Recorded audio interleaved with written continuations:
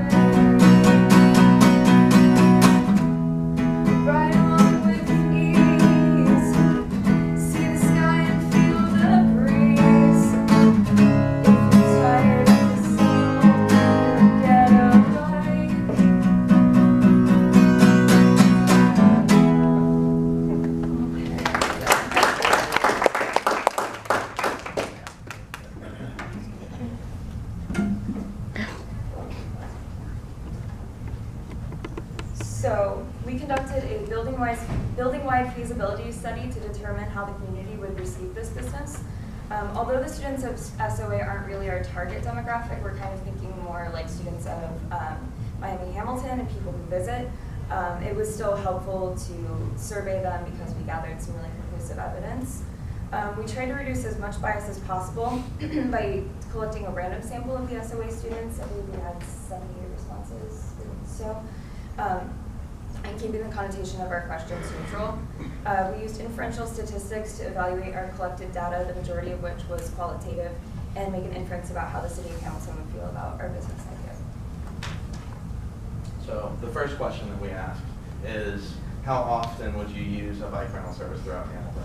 And keep in mind, the people of SOA are not our target demographic at all, because most of them don't live here. We're trying to target people that live in Hamilton and commute through Hamilton for a low price. It would be like another option of public transportation.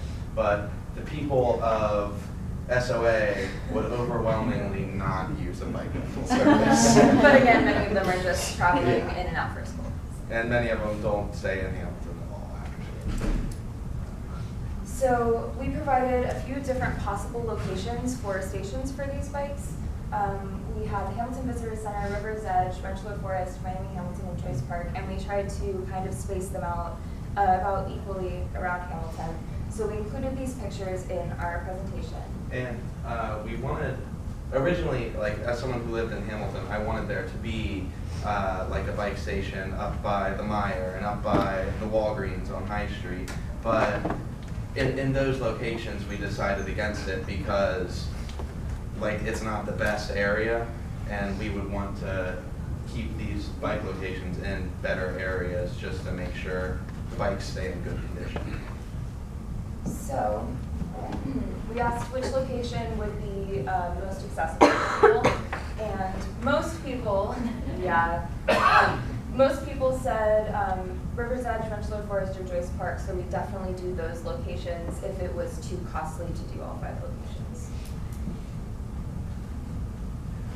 The next question that we asked are, what are your thoughts on the currently established prices of $8 for a daily pass, $80 for an annual pass, which is the same prices that they use with the Cincinnati Red Bikes.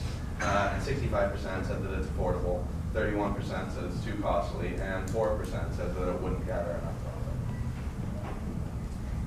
We asked what the typical mode of transportation through Hamilton was. Not surprisingly, the students said a car, although some people did also say that they walk, so I would assume that those are probably people that live within Hamilton.